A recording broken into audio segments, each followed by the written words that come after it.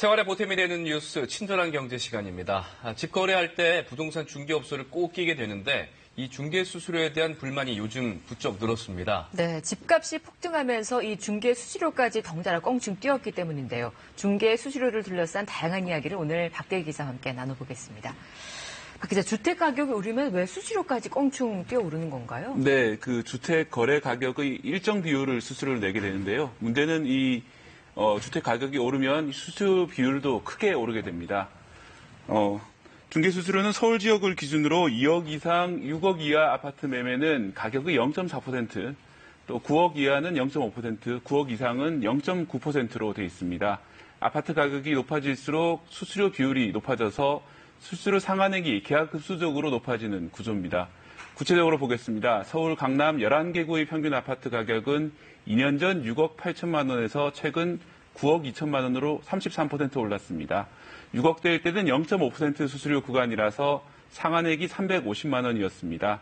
하지만 지금은 0.9% 구간이 됐기 때문에 상한액이 828만 원으로 2배 넘게 오른 겁니다. 이렇게 상한액이 올랐다고 하면 상한액 밑으로만 주면 되는 거 아닙니까? 다 줄 필요 없잖아요. 네, 그렇습니다. 상한액을 정해놓은 것이기 때문에 원칙적으로 다 낼 필요는 없습니다. 이 한도 안에서 중개사와 협의해서 정하면 됩니다. 하지만 처음부터 중개료 합의를 하지 않은 채로 계약을 끝내는 경우가 많이 있습니다. 뒤늦게 합의를 하다 보면 분쟁으로 이어지기도 합니다. 정확하게 권리를 찾기 위해서는 애초에 중개료를 얼마로 하겠다고 정하는 것이 좋습니다. 특히 최근에는 서울 지역에 10억 원대 아파트 거래가 자주 일어납니다. 아파트 가격이 10억 원이면 0.9% 구간이 적용됩니다. 당사자 가운데 한쪽이 내는 수수료만 상한액이 900만 원에 이르기 때문에 정확히 정해놓지 않으면 분쟁이 잇따르기 쉽습니다. 네, 매수, 매도 양쪽에서 다 내게 되는데 우리나라 수수료가 좀 세계적으로는 어떤가요? 높은 편인가요? 네, 그렇지는 않습니다. 외국에는 더 높은 경우가 많이 있습니다.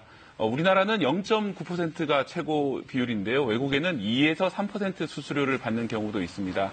하지만 외국의 경우에는 중개사가 주택에 대한 보고서를 제출하는 등 큰 역할이 요구되기 때문에 정확한 비교는 아니라는 말도 있습니다. 특히 미국이나 유럽은 한 중개사에게만 매물을 맡기는 전속 계약제가 활성화되어 있습니다. 중개업자의 책임을 강화하는 효과가 있습니다. 우리나라의 경우에는 전세 거래가 2년 단위라는 짧은 기간에 새로 이루어지는 경우가 많이 있다는 점도 감안돼야 되겠습니다. 하지만 공인중개사들이 다소 억울해하는 건 거래를 성사시키는 게 시간과 노력이 필요한 일이라는 점입니다. 네.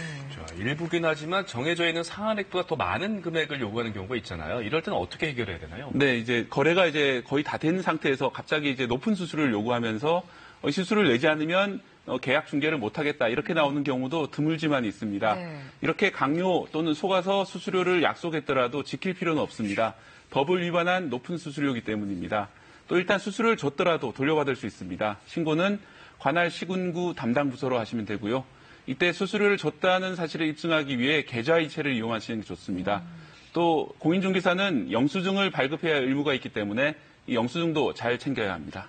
네, 수수료 외에 부가세 10%를 또 내라고 하는 경우가 있던데 이럴 땐 내야 합니까? 네, 만약에 그 공인중개업소의 이제 소득이 4,800만 원이 넘는 일반 과세자인 경우에는 10% 부가세를 법적으로 요구할 수 있습니다. 하지만 그보다 소득이 낮은 간이과세업소의 경우에는 부가세를 따로 요구할 수 없다는 법제처 유권 해석이 있습니다.